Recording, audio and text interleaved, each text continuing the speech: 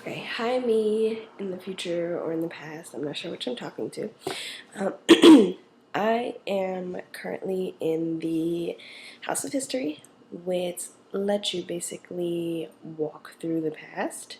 So right now I'm sitting in the 2010 room, which is furniture wise and everything. I mean, it's a little outdated, but it's basically the way an apartment would look now, except for the fact that that TV is like huge, humongously thick. I mean, it's the flat screen from 2010, but it's like so much thicker than the glass screens that we have now.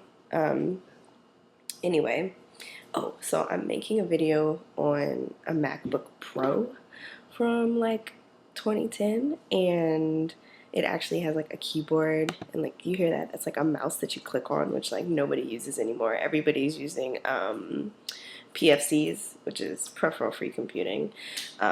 Duh. I guess in 2010 you wouldn't know that, but everyone's using it now. And I guess the most people have nowadays is a mid device, which is a mini input device, and it's like the size of, oh my god, of this USB key, and it projects a keyboard, which is crazy. This USB key is like, you see that, 16 gigabytes. What would anyone do with that? That's absolutely ridiculous.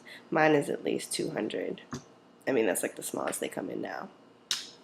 So, let's see, what else can I talk about in this room? I mean, furniture and stuff doesn't really interest me as I'm a computer engineer, so I'm really more focused on the technology of 2010 and how much it's changed from then to now in 2020.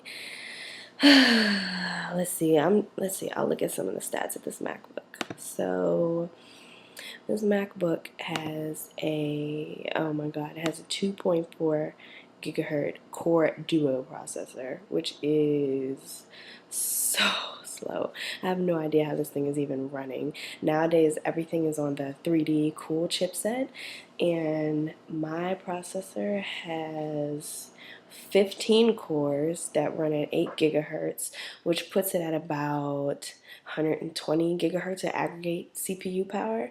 But this CPU is running at like 16 gigahertz of aggregate power, and I have no idea how it's even running. It has 4 gigabytes of RAM. 4. People nowadays have at least 50 gigs of RAM. I mean, I really don't know how it's running. And the camera, the fact that it's not a 3D camera should just tell you right there that 2010 was a bad year and no one wants to go back. No one wants to go back to 2010. Anyway, I think that's about it for most of the technology changes. I guess software wise, I'm trying to think, where were we in 2010? I think in 2010, cloud computing was getting really big, and we've come a long way from there. Like now we're on Galaxy, which is obviously a lot bigger than cloud. It's a lot faster. I don't know.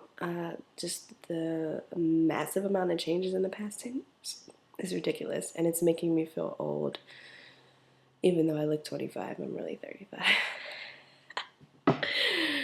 Anyway, I'm going to sign off from this House of History diary thing because it's making me feel ridiculous. It makes me want to go home and play with my PFC.